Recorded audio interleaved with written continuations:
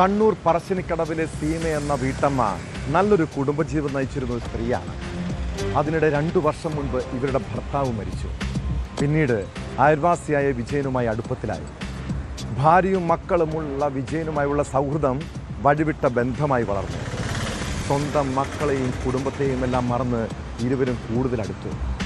കഴിഞ്ഞ ദിവസം സീമയും വിജയനും ഇടയ്ക്ക് കാണാറുള്ളത് പോലെ പറശ്ശിനിക്കടവിലെ ലോഡ്ജിലെത്തി. വൈകുന്നേരമായപ്പോൾ വിജയൻ ലോഡ്ജിൽ നിന്നും പുറത്തിറങ്ങിയെങ്കിലും ഒപ്പം സീമയില്ല. ജീവനക്കാർ മുറിയിലെത്തി പരിശോധിച്ചപ്പോൾ വീട്ടമ്മ മരിച്ച നിലയിൽ. ആൺ സുഹൃത്തിനെ തേടി അന്വേഷണം നടത്തിയപ്പോൾ അയാൾ മാട്ടൂളിലെത്തി തൂങ്ങി മരിച്ചതായി അറിഞ്ഞു. സീമയുടേത് കൊലപാതകമെന്നാണ് പ്രാഥമിക നിഗമനം. എന്നാൽ എന്തിനാണ് വിജയൻ ആ കടുംകൈ ചെയ്തതെന്ന് വ്യക്തമല്ല.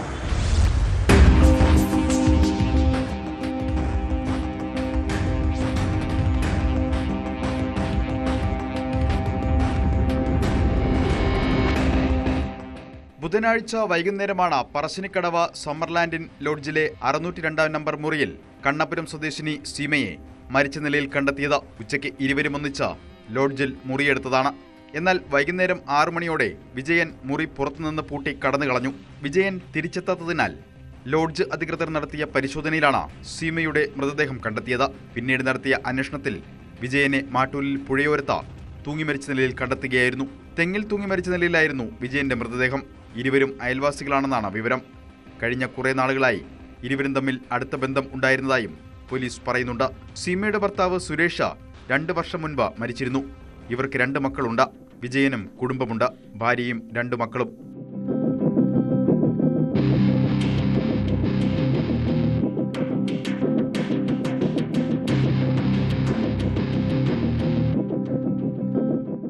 സീമയെ കൊലപ്പെടുത്തിയ ശേഷം വിജയൻ ജീവനൊടുക്കിയതാകാമെന്ന നിഗമനത്തിലാണ് പോലീസ് അന്വേഷണമെങ്കിലും മൃതദേഹത്തിൽ പാടുകളോ പിടിവലി നടന്നതിന്റെ ലക്ഷണങ്ങളോ ഇല്ല. അതിനാൽ തന്നെ മരണത്തിൽ വിശദമായ അന്വേഷണം പോലീസ് നടത്തുന്നുണ്ട്. മൃതദേഹങ്ങൾ പരിയാരം മെഡിക്കൽ കോളേജിൽ പോസ്റ്റ്മോർട്ടത്തിന് ശേഷം ബന്ധുക്കൾക്ക് വിട്ടുകൊടുത്തു. സീമയുടേത് കൊലപാതകമാണെന്നാണ് പോസ്റ്റ്മോർട്ടം റിപ്പോർട്ടിലെ പ്രാഥമിക നിഗമനം.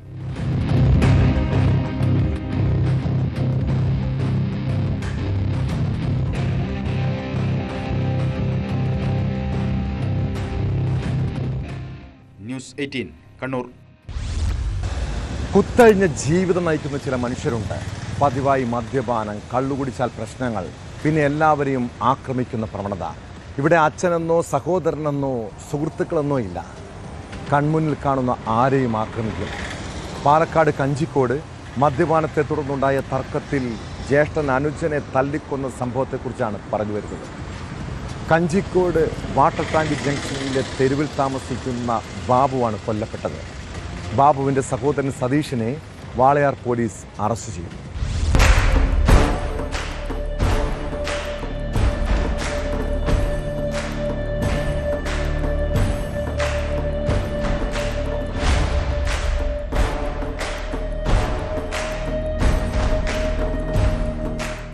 കഴിഞ്ഞ ദിവസം ബാബുവിനെ വീടിനുള്ളിൽ മരിച്ച നിലയിൽ കണ്ടെത്തിയ കേസിലാണ് സഹോദരൻ സതീഷിനെ പിടികൂടിയത്.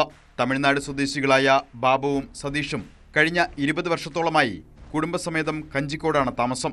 കഴിഞ്ഞ ദിവസം ഇരുവരും ഒന്നിച്ചിരുന്ന് മദ്യപിക്കുകയും പ്രശ്നങ്ങളുണ്ടാവുകയും ചെയ്തു. അതിനിടെയാണ് ബാബുവിനെ കൊലപ്പെടുത്തിയത്. എന്നാൽ ആദ്യം സംഭവത്തെക്കുറിച്ച് വ്യക്തമായ വിവരം പോലീസിന് ലഭിച്ചിരുന്നില്ല.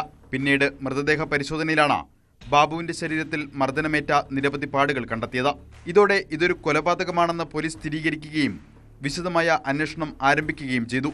അന്വേഷണത്തിനൊടുവിലാണ് സഹോദരൻ സതീഷിനെ പോലീസ് പിടികൂടിയത്.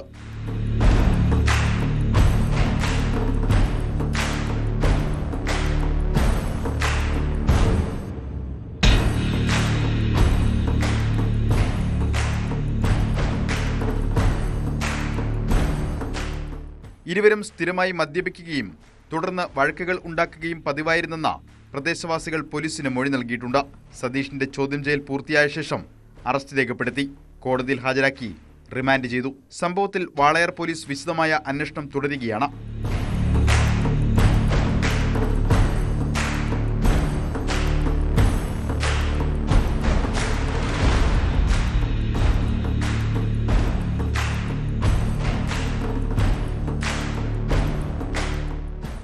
ന്യൂസ് 18 പാലക്കാട്.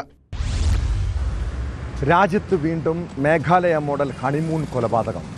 രാജസ്ഥാൻ സ്വദേശിയായ നവവരൻ ഹണിമൂണിനിടെ വാഹനാപകടത്തിൽ മരിച്ചത് കൊലപാതകമെന്നാണ് പോലീസ് കണ്ടെത്തൽ. കാമുകനായ സഞ്ജുവിൻ്റെയും മറ്റ് 2 പേരുടെയും സഹായത്തോടെ ഭാര്യ അഞ്ജുവാണ് ഭർത്താവ് ആശിഷിനെ കൊലപ്പെടുത്തിയതെന്ന് പോലീസിൻ്റെ അന്വേഷണത്തിൽ തെളിഞ്ഞു. കാമുകനൊപ്പം ജീവിക്കാൻ വേണ്ടിയായിരുന്നു അരുൺ കൊല.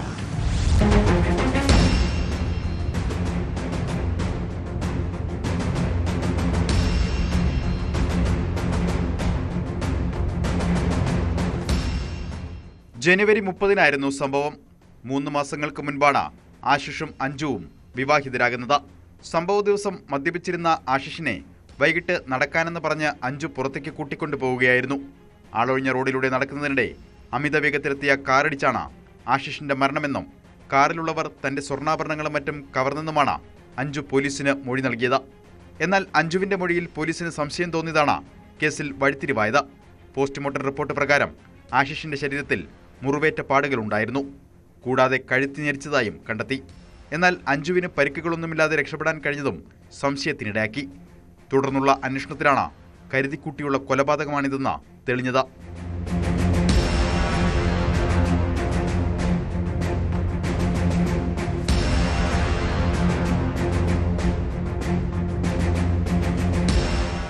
വിശദമായ അന്വേഷണത്തിന് ശേഷം തെളിവുകൾ ശേഖരിച്ച് നടത്തിയ ചോദ്യം ചെയ്യലിൽ അഞ്ജു കുറ്റം സമ്മതിക്കുകയായിരുന്നു.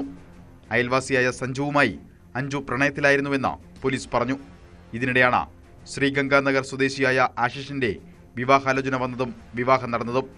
എന്നാൽ ദാമ്പത്യ ജീവിതത്തിൽ അഞ്ജു തൃപ്തിയായിരുന്നില്ല. വീണ്ടും സഞ്ജുവുമായി ബന്ധം തുടർന്നു. പിന്നാലെയാണ് ഇരുവരും ചേർന്ന് ആശിഷിനെ കൊല്ലാൻ പദ്ധതിയിടുന്നത്. ഇതുപ്രകാരം അഞ്ജു വൈകുന്നേരം ആശിഷിന് സ്ഥിരമായി മദ്യം നൽകാൻ തുടങ്ങി. മദ്യപാനത്തിന് ശേഷം ഒന്നിച്ചു പുറത്തു നടക്കാൻ പോകുന്നതും പതിവാക്കി. സംഭവ ദിവസം ആളൊഴിഞ്ഞ സ്ഥലത്തെത്തിയപ്പോൾ കാത്തിരുന്ന സഞ്ജുവും സുഹൃത്തുക്കളായ രോഹിത്തും സിദ്ധാർത്ഥും ചേർന്ന് ആശിഷിനെ ആക്രമിക്കുകയും കഴുത്തിഞ്ഞെരിച്ച് കൊല്ലുകയുമായിരുന്നു. തുടർന്ന് വാഹനാപകടമെന്ന് വരുത്തി തീർക്കാൻ കാറെടുപ്പിച്ചു. മോഷണം നടന്നെന്ന് ധരിപ്പിക്കാനായി അഞ്ജു തന്റെ ഫോണും കമ്മലുകളും പ്രതികൾക്ക് നൽകി. തുടർന്ന് ബോധമില്ലാത്തതായി അഭിനയിച്ച് അവിടെ കിടന്നു. സംഭവം കണ്ടുവന്ന സമീപവാസികളാണ് വിവരം പോലീസിനെ അറിയിച്ചത്. കേസിൽ 4 പ്രതികളെയും പോലീസ് അറസ്റ്റ് ചെയ്തിട്ടുണ്ട്.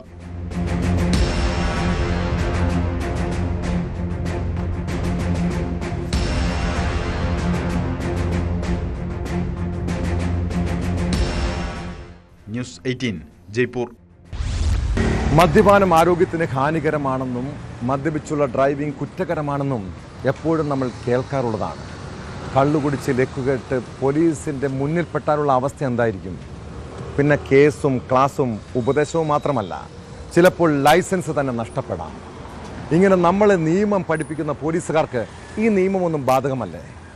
മാവേലിക്കരയിൽ മദ്യലഹരിയിൽ ഒരു പോലീസുകാരൻ നടത്തിയ അപകടയാത്രയുടെ ദൃശ്യമൊന്ന് കാണാം. മാന്നാർ സ്റ്റേഷനിലെ ഉദ്യോഗസ്ഥനായ സ്വരാജാണ് ഔദ്യോഗിക വാഹനം അപകടകരമായി ഓടിച്ചത്.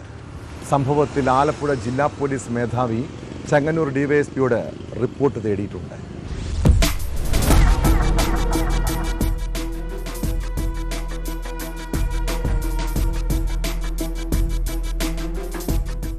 മാന്നാർ SHOയെ കായംകുളത്തെ വീട്ടിലാക്കി മടങ്ങി വരും വഴിയാണ് പോലീസ് ജീപ്പിൽ യൂണിഫോം ധരിച്ച ഉദ്യോഗസ്ഥന്റെ സാഹസം. മാന്നാർ പോലീസ് സ്റ്റേഷനിലെ ഡ്രൈവർ സ്വരാജാണ് അത്യന്തം അപകടകരമായ രീതിയിൽ ഔദ്യോഗിക വാഹനം ഓടിച്ചത്. കായംകുളം ചെട്ടികുളങ്ങര പ്രധാന പാതയിൽ റോഡിന്റെ ഇരുവശങ്ങളും ചേർന്നു പോകുന്ന വണ്ടി കണ്ടാണ് പരിസരവാസികളായ ചിലർ ശ്രദ്ധിച്ചത്. തുടർന്ന് ജീപ്പിനെ പിന്തുടർന്ന് ദൃശ്യങ്ങൾ പകർത്തുകയായിരുന്നു.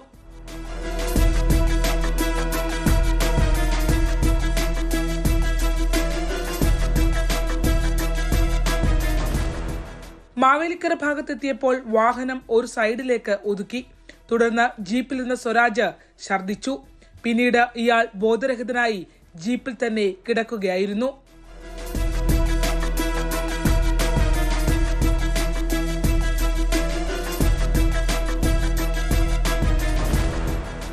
വാഹനത്തെ പിന്തുടർന്നവർ തന്നെയാണ് സംഭവത്തെ സംബന്ധിച്ച് പോലീസിനെ വിവരമറിയിച്ചത്. പോലീസുകാർ എത്തി തന്ത്രപൂർവ്വം സഹപ്രവർത്തകനെ വിളിച്ചുണർത്തി പറഞ്ഞുവിടുകയായിരുന്നു. മദ്യപിച്ച് വാഹനമോടിച്ച ആളുടെ വൈദ്യപരിശോധന പോലും നടത്തിയില്ല. പക്ഷേ ദൃശ്യങ്ങൾ പുറത്തു വന്നതോടെ ഒതുക്കി തീർക്കാൻ ശ്രമിച്ച കാര്യങ്ങൾ കൈവിട്ടുപോയി. സംഭവം മാധ്യമങ്ങളിൽ വാർത്തയായതോടെ ജില്ലാ പോലീസ് മേധാവി മോഹനചന്ദ്രൻ റിപ്പോർട്ട് തേടി. ചെങ്ങന്നൂർ ഡിവൈഎസ്പിക്കാണ് അന്വേഷണ ചുമതല.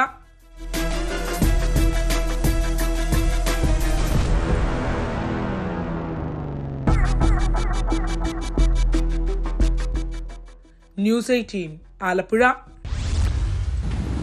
മനുഷ്യജീവനേക്കാൾ പണത്തിനും സ്വത്തിനും പ്രാധാന്യം നൽകുന്ന ചില ആളുകളുണ്ട്. ഒരാളുടെ സ്വത്ത് തട്ടിയെടുക്കാൻ തല്ലാനും കൊല്ലാനും മടിക്കാത്തവർ.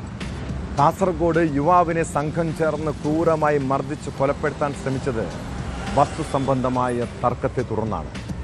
കൊലാച്ചിയടുക്കം സ്വദേശി അബ്ദുൽ ഹാരിസിനെയാണ് ഇരുമ്പ് വടി ഉൾപ്പെടെയുള്ള മാരകായുധങ്ങളുമായി ആക്രമിച്ചത്. ഗുരുതരമായി പരിക്കേറ്റ ഇയാൾ ആശുപത്രിയിൽ ചികിത്സയിലാണ്. മർദ്ദനത്തിൻ്റെ CCTV ദൃശ്യങ്ങൾ പുറത്തു വന്നു. പരാതി നൽകിയിട്ടും പോലീസ് നടപടി സ്വീകരിക്കുന്നില്ലെന്നും ആക്ഷേപമുണ്ട്.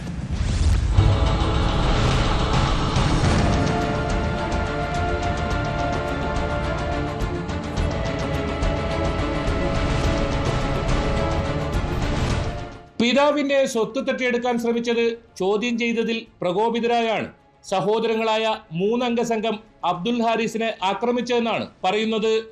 4 ദിവസം മുൻപ് ഈ വിഷയത്തിൽ അബ്ദുൽ ഹാരിസും അക്രമി സംഘവും തമ്മിൽ വാക്കുതർക്കവും ഉണ്ടായി. ഇതിന്റെ തുടർച്ചയായാണ് കഴിഞ്ഞ ദിവസം 3 അംഗ സംഘം കോലാച്ചിയടുക്കത്ത് വെച്ച് ഇരുമ്പുപടികൾ ഉൾപ്പെടെയുള്ള മാരകായുധങ്ങളുമായി തന്നെ ആക്രമിച്ചതെന്ന് അബ്ദുൽ ഹാരിസ് പറഞ്ഞു. പ്രതികൾക്കെതിരെ നിസാര വകുപ്പ് ചുമത്തിയാണ് കേസെടുത്തതെന്നും വധശ്രമത്തിനുൾപ്പെടെ കേസെടുക്കണമെന്നുമാണ് ഹാരിസിന്റെ ആവശ്യം. പ്രതികൾ ഇപ്പോഴും നാട്ടിൽ വിലസുകയാണെന്നും നാടിന്റെ സമാധാനത്തിന് തന്നെ ഭീഷണിയായ സംഘത്തിനെതിരെ പോലീസ് ശക്തമായ നടപടി സ്വീകരിക്കണമെന്നും അബ്ദുൽ ഹാരിസ് ആവശ്യപ്പെടുന്നു. റോഡിൽ അവന് വണ്ടി പാർക്ക് ചെയ്തതിനെ കുറിച്ചിട്ടുള്ള ഒരു ഇതായിരുന്നു വേറെ. പിന്നെ ആ വാക്ക് തർക്കം കൊണ്ട് അവന് വല്ലാതെ ദേഷ്യപ്പെട്ട് കുറേ തെറിയൊക്കെ പറഞ്ഞു. പിന്നെ എൻ്റെ സ്വത്ത്, എൻ്റെ ഉപ്പാൻ ഒരുപാട് ബുദ്ധിമുട്ടായിരുന്നു. സ്വത്ത് കയ്യാറാൻ ശ്രമിക്കുന്നു. നാട്ടിലൊരു ഒരു ക്രിമിനലാണ്. അവനും അവൻ്റെ 2 അനിയന്മാരും ക്രിമിനലാണ്. പൊതുവെ അവർ ഒരു ഗുണ്ട സ്റ്റൈൽ തന്നെ. പിന്നെ രാഷ്ട്രീയം യൂസ് ചെയ്യുന്നുണ്ട്. അവർ സ്വാധീനം ചെലുത്തിയിട്ടാണ്. പ്രത്യേകിച്ചിട്ട് അവർക്ക് നമ്മളെ ഈ സ്വത്ത് കയ്യാറാനൊക്കെ ശ്രമിക്കുന്നുള്ളത് വലിയ ഓഫീസ്, നമ്മളെ ഈ ഉദ്യോഗസ്ഥന്മാരൊക്കെ അവന് കൂട്ടു നിൽക്കുന്നുണ്ട്. എനിക്ക് സംരക്ഷണമാണ്, എനിക്ക് ഇത്ര പറയാനുള്ളത് സംരക്ഷണമാണ്. കാരണം ഏത് ഭാഗത്തായും പ്രശ്നം, എനിക്ക് സംരക്ഷണമാണ്. മർദ്ദനത്തിൽ ഗുരുതരമായി പരിക്കേറ്റ അബ്ദുൽ ഹാരിസ് ചെർക്കളയിലെ സ്വകാര്യ ആശുപത്രിയിൽ ചികിത്സയിലാണ്. ക്രൂരമായ മർദ്ദനത്തിൽ തലയ്ക്കും ദേഹമാസകലവും പരിക്കേറ്റിട്ടുണ്ട്. മൂക്കിന്റെ പാലം തകരുകയും ചെയ്തു. 3 അംഗ സംഘം അബ്ദുൽ ഹാരിസിനെ ക്രൂരമായി മർദ്ദിക്കുന്നതിന്റെ CCTV ദൃശ്യങ്ങളും പുറത്തു വന്നിട്ടുണ്ട്.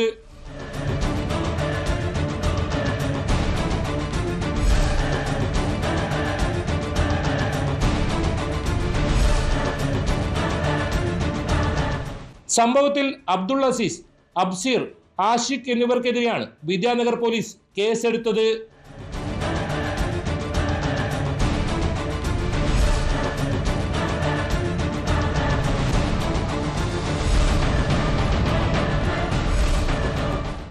ന്യൂസ് 18 കാസർഗോഡ്.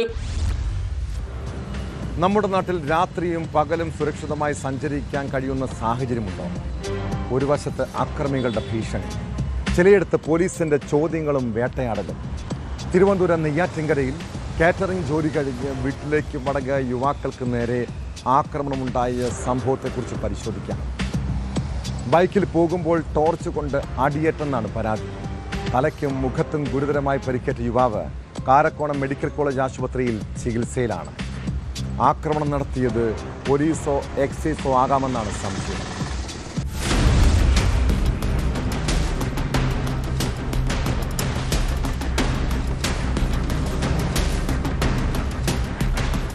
രാത്രി 10 മണിയോടെ നെയ്യാറ്റിൻകര കുന്നത്തുകാൽ മണിനാടിന് സമീപത്താണ് സംഭവം. കുന്നത്തുകാലിലെ ഓഡിറ്റോറിയത്തിൽ കല്യാണ വിരുന്ന് സൽക്കാരത്തിന്റെ ജോലിയിലേർപ്പെട്ട ശേഷം വീട്ടിലേക്ക് മടങ്ങുകയായിരുന്ന കാറ്ററിംഗ് തൊഴിലാളികൾ സഞ്ചരിച്ച വാഹനത്തിന് നേരെയാണ് ആക്രമണം നടന്നത്.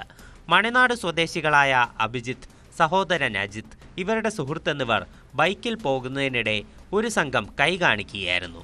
നിർത്താതെ മുന്നോട്ടെടുത്തപ്പോൾ കയ്യിൽ കരുതിയിരുന്ന ടോർച്ച് കൊണ്ട് ആഞ്ഞടിച്ചതായാണ് പരാതി. അഭിജിത്തിന്റെ തലയ്ക്കും മുഖത്തും പരിക്കുണ്ട്.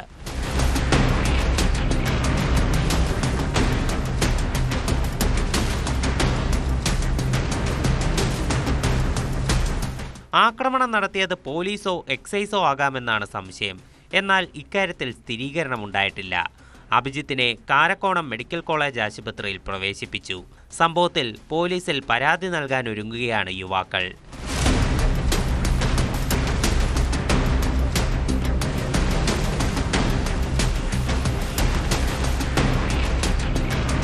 ന്യൂസ് 18 നെയ്യാറ്റിൻകര. കൊച്ചുകുട്ടികൾ ലൈംഗിക ചൂഷണത്തിന് ഇരകളാകുന്നുണ്ടെങ്കിൽ അതിന് ഉത്തരവാദികൾ ആരാണ്? പല കേസുകൾ പരിശോധിച്ചാലും കുട്ടികൾക്ക് നേരെയുള്ള അതിക്രമങ്ങൾ കൂടുതലും നടക്കുന്നത് വീടുകളിലാണ്. ബന്ധുക്കളോ അയൽവാസികളോ കുടുംബവുമായി അടുത്ത ബന്ധമുള്ളവരോ വില്ലൻ്റെ വേഷത്തിലെത്താം. കോഴിക്കോട് 9 വയസ്സുകാരിയെ പീഡിപ്പിച്ചത് കുടുംബ സുഹൃത്താണ്. സ്കൂളിലെ കൗൺസിലിംഗിലാണ് ഞെട്ടിപ്പിക്കുന്ന വിവരം പുറത്തു വന്നത്. സംഭവത്തിൽ RSS പ്രവർത്തകനായ മുക്കം സ്വദേശി ബാബുരാജിനെ പോലീസ് അറസ്റ്റ് ചെയ്തു.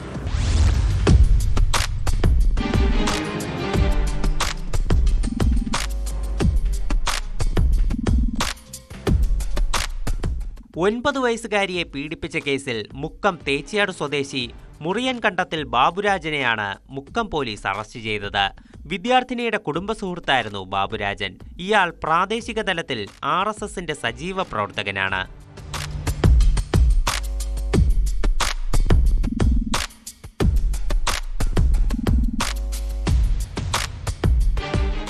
സ്കൂളിൽ വെച്ച് വിദ്യാർത്ഥിനിയുടെ സ്വഭാവമാറ്റത്തിൽ സംശയം തോന്നി നടത്തിയ കൗൺസിലിംഗിലാണ് ഞെട്ടിക്കുന്ന വിവരം പുറത്തറിഞ്ഞത്.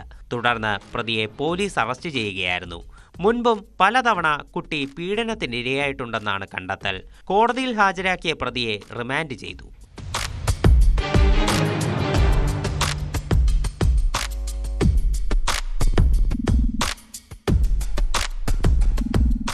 ന്യൂസ് 18 മുക്കം. പത്രദൃശ്യ മാധ്യമങ്ങൾ തുറന്നാൽ ഓൺലൈൻ തട്ടിപ്പുകളെക്കുറിച്ചുള്ള വാർത്തകൾ കേൾക്കാത്ത ദിവസമുണ്ടാകില്ല. വെർച്വൽ അറസ്റ്റിനെ കുറിച്ച് അറിയാത്ത മലയാളികളും കുറവാണ്. പിന്നെ എന്തുകൊണ്ടാണ് വീണ്ടും തട്ടിപ്പുകൾ വർദ്ധിക്കുന്നത്? എങ്ങനെയാണ് പലരും ചതിക്കപ്പെടുന്നത്? ആലുവ സ്വദേശിയായ വയോധികനെ വെർച്വൽ അറസ്റ്റ് ചെയ്യുകയാണെന്ന് ഭീഷണിപ്പെടുത്തി തട്ടിയെടുത്തത് 1 കോടിയോളം രൂപയാണ്. സംഭവം തട്ടിപ്പാണെന്ന് മനസ്സിലാക്കിയതിനെ തുടർന്ന് അദ്ദേഹം പോലീസിൽ പരാതി നൽകി. എറണാകുളം റൂറൽ ജില്ലാ സൈബർ പോലീസിൻ്റെ അന്വേഷണമെത്തിയത് മലപ്പുറത്താണ്. കേസിൽ പെരിന്തൽമണ്ണ സ്വദേശി സലീമിനെ അറസ്റ്റ് ചെയ്തു. തട്ടിപ്പിന് പിന്നിൽ കൂടുതൽ പേർക്ക് പങ്കുണ്ടോ എന്നും പോലീസ് അന്വേഷിക്കുന്നുണ്ട്.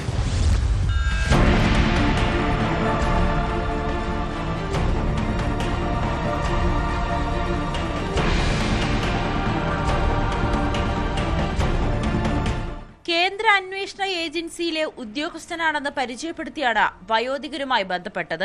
പരാതിക്കാരന് മുംബൈയിലെ ഒരു ബാങ്കിൽ അക്കൗണ്ട് ഉണ്ടെന്നും ആ അക്കൗണ്ടിലേക്ക് ഉത്തരേന്ത്യയിലെ മനുഷ്യക്കടത്ത് കേസിലെ പ്രതി 75 ലക്ഷം രൂപ ട്രാൻസ്ഫർ ചെയ്തിട്ടുണ്ടെന്നും പറഞ്ഞു.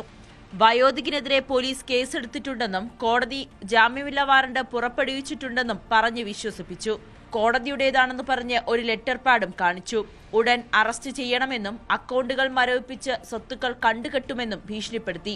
ഈ കേസ് പ്രയോറിറ്റി ഇൻവെസ്റ്റിഗേഷനായി പരിഗണിക്കാമെന്നും അതിന്റെ ഭാഗമായി അക്കൗണ്ടിലെ തുക തട്ടിപ്പ് സംഘം പറഞ്ഞ അക്കൗണ്ടുകളിലേക്ക് മാറ്റണമെന്നും വിളിച്ചയാൾ ആവശ്യപ്പെട്ടു. ഭയം കൊണ്ട് സമ്മർദ്ദത്തിലായ വയോധികൻ 1,20 ലക്ഷത്തോളം രൂപ തട്ടിപ്പ് സംഘം പറഞ്ഞ അക്കൗണ്ടിലേക്ക് അയച്ചു. സംഭവം തട്ടിപ്പാണെന്ന് മനസ്സിലായതിനെ തുടർന്നാണ് പോലീസിന് പരാതി നൽകിയത്.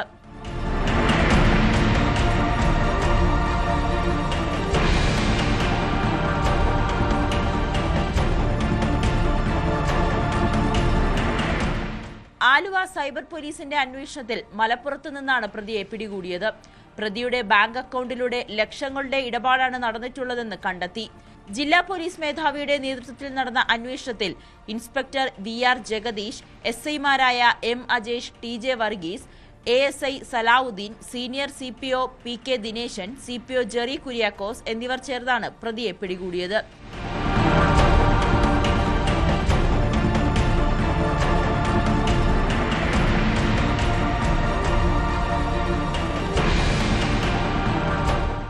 ന്യൂസ് 18 കൊച്ചി.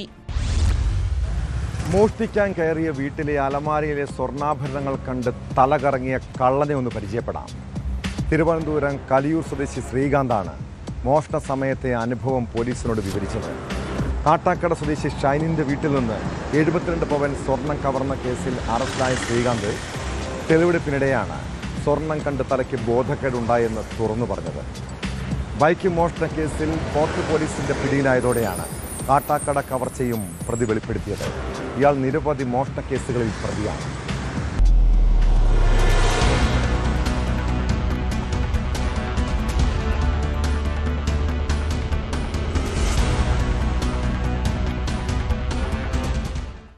കാട്ടാക്കട കട്ടക്കോട് സ്വദേശി ഷൈനിന്റെ വീട്ടിൽ നിന്നും 72 പവൻ കവർന്ന കേസിലെ പ്രതി കലിയൂർ സ്വദേശി ശ്രീകാന്തിനെയാണ് കാട്ടാക്കട പോലീസ് തെളിവെടുപ്പിന് എത്തിച്ചത്. മോഷണം നടത്തിയ രീതികൾ ഇയാൾ പോലീസിനോട് വിവരിച്ചു. 2 അലമാരകളിൽ സൂക്ഷിച്ചിരുന്ന സ്വർണമാണ് കവർന്നിരിക്കുന്നത്. ഇതിൽ ആദ്യ അലമാരയുടെ വാതിൽ തുറന്നപ്പോൾ ഡ്രോയറിന്റെ മുകളിലായി ഇരുന്ന താക്കോൽ കണ്ടു.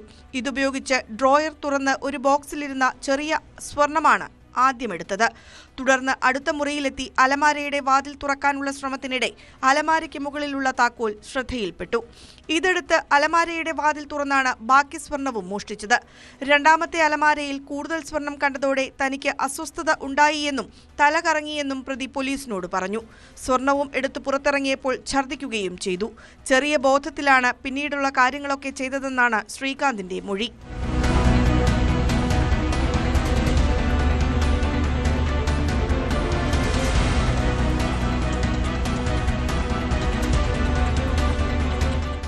വീടിന്റെ പ്രധാന വാതിലാണ് ആദ്യം കുത്തിപ്പൊളിക്കാൻ ശ്രമിച്ചത്. ഇത് കഴിയാതെ വന്നതോടെയാണ് മറ്റൊരു വശത്തുള്ള വാതിൽ ശ്രദ്ധയിൽപ്പെടുന്നതും അത് കുത്തിപ്പൊളിക്കുന്നതും. ഇതിനു മുമ്പ് ഫ്യൂസ് ഊരി വൈദ്യുതി ബന്ധം വിച്ഛേദിച്ചിരുന്നു. മുറിയിൽ കണ്ട തോർത്തെടുത്ത് ശുചിമുറിയിൽ കയറി തോർത്ത് നനച്ച് കൈരേഖകൾ പതിഞ്ഞ സ്ഥലങ്ങളെല്ലാം തുടച്ചു വൃത്തിയാക്കിയ ശേഷമാണ് മടങ്ങിയതെന്നും ഇയാൾ പോലീസിനോട് പറഞ്ഞു. തെളിവെടുപ്പ് നടക്കുന്നതറിഞ്ഞ് നാട്ടുകാർ ഇവിടെ തടിച്ചുകൂടിയിരുന്നു. 2 വർഷത്തിന് മുൻപേ കാട്ടാക്കട കിള്ളിപ്രദേശത്ത് സംശയാസ്പദമായ സാഹചര്യത്തിൽ കണ്ട ഇയാളെ നാട്ടുകാർ ഓടിച്ചിട്ട് പിടികൂടി പോലീസിന് കൈമാറിയിരുന്നു. അന്വേഷണത്തിൽ ഈ വിവരം പോലീസിന് ലഭിച്ചതായാണ് ശ്രീകാന്തിലേക്ക് എത്താൻ സഹായകരമായത്.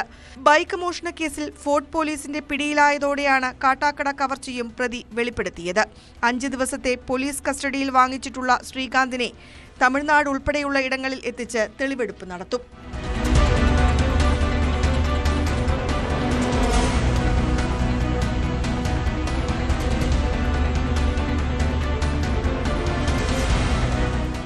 ന്യൂസ് 18 നെയ്യാറ്റിൻകര. ഉത്സവങ്ങളും ആഘോഷങ്ങളും നടക്കുമ്പോൾ അവിടെ മോഷണ സംഘങ്ങൾ എത്തുന്നത് സർവ്വസാധാരണമാണ്. തിരക്കുള്ള സ്ഥലങ്ങളിൽ സ്വർണവും പണവും മോഷ്ടിക്കുന്നത് ആളുകൾ തിരിച്ചറിയില്ല. പിടിക്കപ്പെടുന്നതും അത്യപൂർവമായിരിക്കും. മലപ്പുറം തിരുനാവായിൽ കുംഭമേളയ്ക്കിടെ വ്യാപക മോഷണം നടന്നു. കുടുംബത്തോടൊപ്പം എത്തിയ കുട്ടിയുടെ മാല പൊട്ടിക്കാൻ ശ്രമിച്ചയാളെ നാട്ടുകാർ പിടികൂടി പോലീസിലേൽപ്പിച്ചു. മാലമോഷണത്തിന് ശ്രമിച്ച തമിഴ്നാട് കോയമ്പത്തൂർ സ്വദേശി ശക്തിയെ തിരൂർ പോലീസാണ് അറസ്റ്റ് ചെയ്തത്.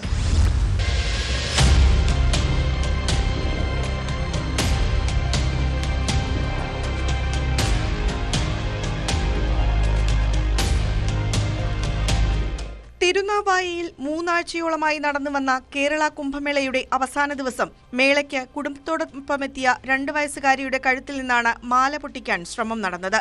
മാലമോഷണത്തിന് ശ്രമിച്ച തമിഴ്നാട് കോയമ്പത്തൂർ സ്വദേശി ശക്തിയെ തിരൂർ പോലീസ് അറസ്റ്റ് ചെയ്തു. മാല കവർന്ന് രക്ഷപ്പെടാൻ ശ്രമിച്ച ശക്തിയെ നാട്ടുകാർ പിടികൂടി പോലീസിൽ ഏൽപ്പിക്കുകയായിരുന്നു.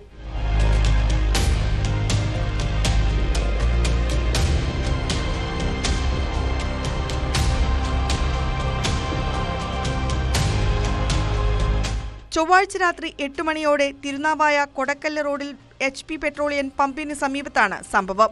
റോഡിൽ വെച്ച് കുടുംബത്തോടൊപ്പമുണ്ടായിരുന്ന കുട്ടിയുടെ കഴുത്തിൽ നിന്നും 1/2 പവൻ തൂക്കം വരുന്ന സ്വർണ്ണമാല പൊട്ടിച്ചു രക്ഷപ്പെടാനാണ് പ്രതി ശ്രമിച്ചത്. കോടതിയിൽ ഹാജരാക്കിയ പ്രതിയെ റിമാൻഡ് ചെയ്തു.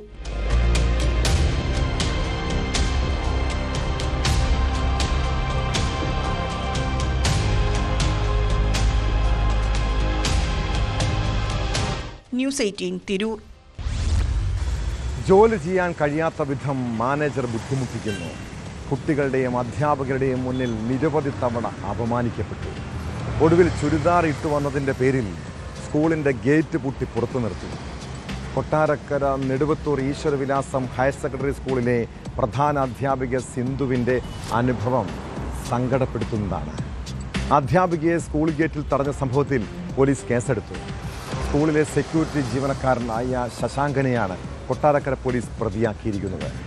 കുട്ടികളുടെയും അധ്യാപകരുടെയും മുന്നിൽ അപമാനിക്കപ്പെട്ടതിന് നീതി കിട്ടണമെന്നും നിയമപോരാട്ടം തുടരുമെന്നും അധ്യാപികയായ സിന്ധു പറഞ്ഞു.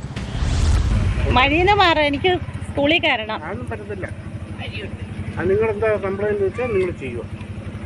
എൻ്റെ അടുത്ത് ഇപ്പോൾ മാനേജർ പറഞ്ഞാലും ഞാൻ മാനേജർ പറഞ്ഞു ചെയ്യണം. അതിനപ്പുറത്ത് ഞാൻ ചെയ്യാത്തുള്ളൂ. നിങ്ങളുടെ മുമ്പ് വെച്ചാണല്ലോ പറഞ്ഞു. ഇങ്ങനെ ചുരിദാർ ഇട്ടുകൊണ്ട് വരുവാന്നുണ്ട്, നാളെ കയറ്റരുന്നു. പ്രധാനാധ്യാപിക സിന്ധുവിനെ ഗേറ്റിൽ തടഞ്ഞതിന് കാരണമായി സെക്യൂരിറ്റി ജീവനക്കാരൻ പറഞ്ഞത് ചുരിദാർ ധരിച്ചു വന്നാൽ അകത്ത് കടത്തിവിടരുതെന്ന് സ്കൂൾ മാനേജർ നിർദ്ദേശിച്ചിട്ടുണ്ട് എന്നായിരുന്നു. ഇതിനെ തുടർന്ന് സിന്ധു സ്കൂൾ ഗേറ്റിന് മുന്നിൽ കുത്തിയിരുന്ന് പ്രതിഷേധിച്ചതോടെയാണ് സംഭവം വിവാദമായത്. പിന്നീട് സ്ഥലത്തെത്തിയ പോലീസ് ഇടപെട്ട് അധ്യാപികയെ സ്കൂളിനുള്ളിലേക്ക് പ്രവേശിപ്പിക്കുകയായിരുന്നു. സംഭവത്തിൽ അധ്യാപിക നൽകിയ പരാതിയുടെ അടിസ്ഥാനത്തിലാണ് പോലീസ് കേസ് രജിസ്റ്റർ ചെയ്തത്. ഗേറ്റിൽ തടഞ്ഞുവെച്ചതിലൂടെ അധ്യാപികയുടെ അന്തസ്സിന് ഹാനി സംഭവിച്ചുവെന്നാണ് എഫ്ഐആറിൽ പറയുന്നത്.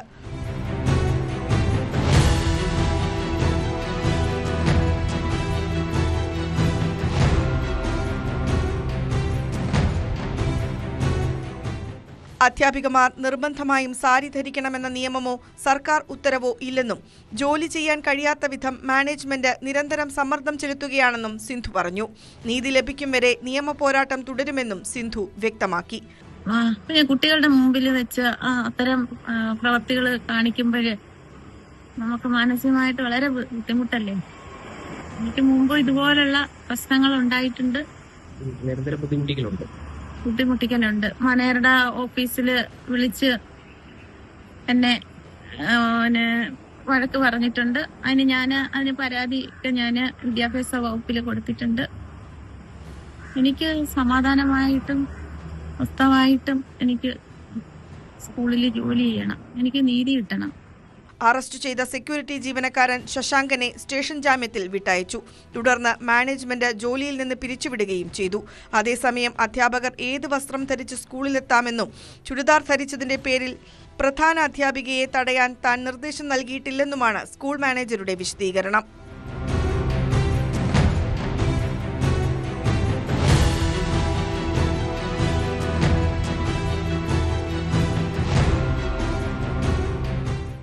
ന്യൂസ് 18 കൊട്ടാരക്കര. ശബരിമല സ്വർണ്ണക്കൊള്ളക്കേസിലെ മുഖ്യ സൂത്രധാരൻ ഉണ്ണികൃഷ്ണൻ പോറ്റി ഒടുവിൽ ജാമ്യം കിട്ടി ജയിലിൽ നിന്ന് പുറത്തിറങ്ങിയിരിക്കുന്നു. അറസ്റ്റിലായി 90 ദിവസം കഴിഞ്ഞിട്ടും കുറ്റപത്രം സമർപ്പിക്കാത്തതിനെ തുടർന്ന് കട്ടിളപ്പാളി കേസിലും കൊല്ലം വിജിലൻസ് കോടതി പ്രതിക്ക് സ്വാഭാവിക ജാമ്യം അനുവദിക്കുകയായിരുന്നു. നേരത്തെ ദ്വാരപാലകപാളി കേസിലും ഇയാൾക്ക് ജാമ്യം ലഭിച്ചിരുന്നു. സാക്ഷികളെ സ്വാധീനിക്കരുതെന്നതുൾപ്പെടെയുള്ള കർശന ഉപാധികളോടെയാണ് ജാമ്യം. അതേസമയം അറസ്റ്റിലായ തന്ത്രി കണ്ഠരര് രാജീവരെ പണം നിക്ഷേപിച്ച തിരുവല്ലയിലെ ധനകാര്യ സ്ഥാപനത്തിൽ ഇഡി റെയ്ഡ് നടത്തി. സ്വർണ്ണക്കൊള്ളയുമായി ബന്ധപ്പെട്ടാണോ റെയ്ഡെന്ന് സ്ഥിരീകരിച്ചിട്ടില്ല.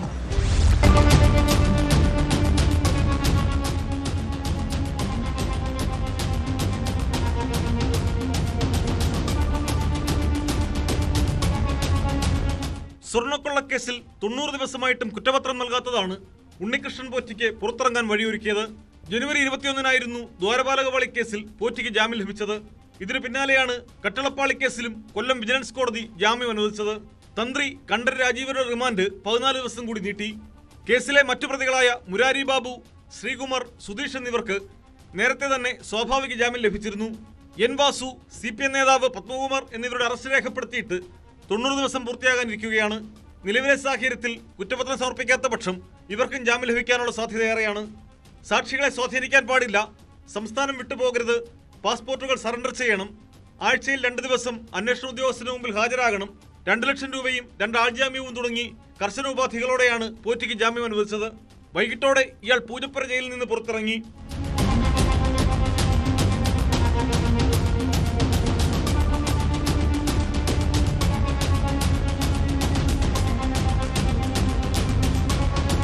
ഇഡി ഉടൻ തന്നെ ഉണ്ണികൃഷ്ണൻ പോറ്റിയെ ചോദ്യം ചെയ്തേക്കും.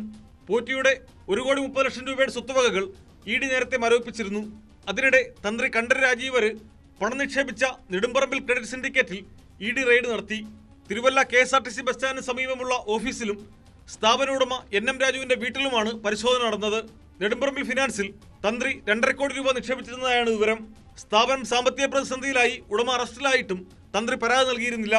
ക്രമക്കേടുകൾ സംബന്ധിച്ച നിരവധി രേഖകൾ റെയ്ഡിൽ പിടിച്ചെടുത്തതായാണ് വിവരം. അതേസമയം സ്വർണ്ണക്കൊള്ളയുമായി ബന്ധപ്പെട്ട റെയ്ഡല്ല, സ്ഥാപനവുമായി ബന്ധപ്പെട്ട സാമ്പത്തിക തിരിമറിയാണ് പരിശോധിക്കുന്നതെന്നാണ് ഇഡി വൃത്തങ്ങൾ നൽകുന്ന സൂചന.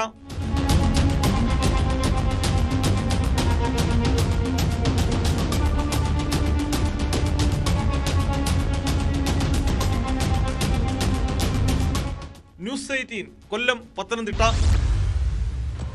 കേരളത്തിലേക്ക് ലഹരി എത്തിക്കുന്ന മയക്കുമരുന്ന് മാഫിയയുടെ തലവനാണ് ആന്ധ്ര സ്വദേശി ലബൂഡു അജിത് കുമാർ. കഴിഞ്ഞ കുറേ നാളുകളായി കേരള പോലീസിൻ്റെ നോട്ടപ്പുള്ളിയാണ് ഇയാൾ. ആന്ധ്ര ഒഡീഷ അതിർത്തിയിലെ മലയിൽ നിന്ന് ഇയാളെ പാലക്കാട് കസബ പോലീസ് പിടികൂടി. കഴിഞ്ഞ ദിവസം ഹാഷിഷ് ഓയിലുമായി പിടിയിലായ 3 അംഗ സംഘങ്ങൾ നൽകിയ വിവരത്തിൻ്റെ അടിസ്ഥാനത്തിലാണ് ലബൂഡുവിനെ പോലീസ് പൊക്കിയത്.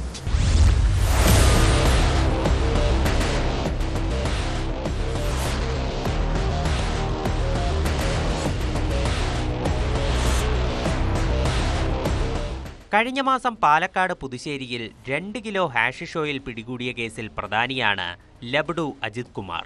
ചരക്ക് ലോറിയിൽ ഹാഷിഷ് ഓയിലുമായി എത്തി പിടിയിലായ 3 അംഗ സംഘം നൽകിയ വിവരപ്രകാരമാണ് ലബഡുവിനെ പോലീസ് കണ്ടെത്തിയത്.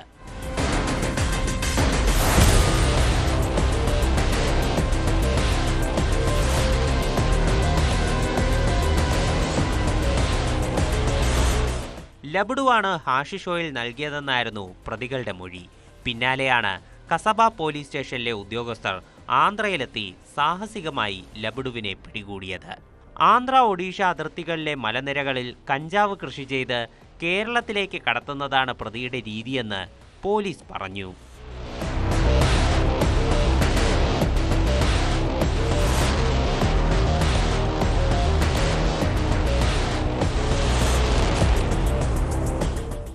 ന്യൂസ് 18 പാലക്കാട്. കുറ്റകൃത്യങ്ങളുടെ മറ്റു ചില വാർത്തകൾ ചുരുക്കത്തിൽ. തിരുവനന്തപുരം പാപ്പനംകോട് തൂക്കുവിള അനന്തനാഗരാജാവ് ക്ഷേത്രത്തിൽ കാണിക്കവഞ്ചി മോഷണം. കഴിഞ്ഞ ദിവസം പുലർച്ചെ നടന്ന മോഷണത്തിന്റെ ദൃശ്യങ്ങൾ പുറത്ത്. ബംഗളൂരുവിൽ നിന്നും കേരളത്തിലേക്ക് MDMA എത്തിക്കുന്ന മുഖ്യപ്രതിയെ പാറശാല പോലീസ് പിടികൂടി. പിടിയിലായത് പൂവച്ചൽ കൊണ്ണിയൂർ സ്വദേശി ഷൈജു മാലിക്. നെടുമങ്ങാട് 1 മാസത്തിനിടെ 42ഓളം വാഴക്കുലകൾ മോഷ്ടിച്ചവരെ CCTVയുടെ സഹായത്തോടെ കുടുക്കി. പിടിയിലായത് നെടുമങ്ങാട് സ്വദേശികളായ ഹരീഷ്, തുളസീധരൻ, ആരനാട് താമസിക്കുന്ന സലീം എന്നിവർ. പുനലൂർ റെയിൽവേ സ്റ്റേഷൻ വഴി 10 കിലോയോളം കഞ്ചാവ് കടത്തിയ കേസിൽ ബംഗാൾ സ്വദേശി മോട്ടിയൂർ ഷേഖിന് 5 വർഷം കണ്ണുതടവും 50,000 രൂപ പിഴയും ശിക്ഷ. കൊല്ലം 1ാം അഡീഷണൽ സെഷൻസ് ജഡ്ജി PN വിനോദാണ് ശിക്ഷ വിധിച്ചത്. വാളയാർ വടക്കഞ്ചേരി ദേശീയപാതയിൽ തണ്ണിമത്തൻ കൊണ്ടുപോകുന്ന മിനി ലോറിയിൽ ഒളിപ്പിച്ച് കടത്താൻ ശ്രമിച്ച സ്ഫോടക വസ്തുക്കൾ പിടികൂടി. ലോറി ഡ്രൈവർ തമിഴ്നാട് സ്വദേശി സെന്തിൽകുമാർ കസ്റ്റഡിയിൽ. കുട്ടികൾക്ക് ആത്മഹത്യാ പ്രവണത ഉണ്ടാകാറുണ്ടോ? കുഞ്ഞു മനസ്സല്ലേ, അവർക്ക് എന്താണ് ഇത്ര ടെൻഷനും സമ്മർദ്ദവുമെന്ന് ചിലപ്പോൾ നമുക്ക് തോന്നാം. എന്നാൽ മുതിർന്നവരെ പോലെ കുട്ടികളും വലിയ മാനസിക പ്രയാസങ്ങളിലൂടെയാണ് കടന്നു പോകുന്നത്. വീട്ടിലെ പ്രശ്നങ്ങൾ, മാനസികവും ശാരീരികവുമായ പീഡനങ്ങൾ, വീട്ടുകാരിൽ നിന്നും സുഹൃത്തുക്കളിൽ നിന്നുമുള്ള ഒറ്റപ്പെടൽ, പഠന സമ്മർദ്ദം, പ്രണയബന്ധങ്ങൾ, അങ്ങനെ പറയാൻ കാരണങ്ങൾ കുറേയുണ്ട്. കുട്ടികൾ ആത്മഹത്യ ചെയ്ത വാർത്ത പരിശോധിക്കുമ്പോഴാണ് അവരുടെ ജീവിതത്തിലെ പ്രശ്നങ്ങൾ നമ്മൾ തിരിച്ചറിയുക.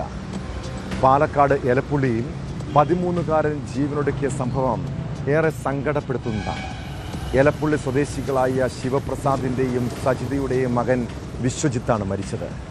കൊഴിഞ്ഞാമ്പാറ സെൻറ് പോൾ സ്കൂളിലെ 7ാം ക്ലാസ് വിദ്യാർത്ഥിയായ വിശ്വജിത്തിനെ വീട്ടിലെ ശുചിമുറിയിലാണ് തൂങ്ങി മരിച്ച നിലയിൽ കണ്ടെത്തിയത്. എന്നാൽ മരണത്തിൻ്റെ കാരണം ഇപ്പോഴും വ്യക്തമല്ല. പക്ഷേ അവൻ്റെ മനസ്സിനെ നൊമ്പരപ്പെടുത്തിയ എന്തേലും കാരണമുണ്ടാകുമല്ലേ? മാതാപിതാക്കൾ മക്കളുടെ ഇടയ്ക്കൊക്കെ വിശേഷങ്ങൾ ചോദിക്കണം കേട്ടോ. അവരുടെ സങ്കടങ്ങൾ കേൾക്കണം, ഒന്ന് ചേർത്ത് പിടിക്കണം. എല്ലാവരും എന്നെ കൈവിട്ടെന്ന് തോന്നുമ്പോഴാണ് പലരും ജീവിതം അവസാനിപ്പിക്കാൻ തീരുമാനിക്കുന്നത്. ഇതോടെ പോലീസ് പെട്രോൾ പോകുന്നു. നമസ്കാരം.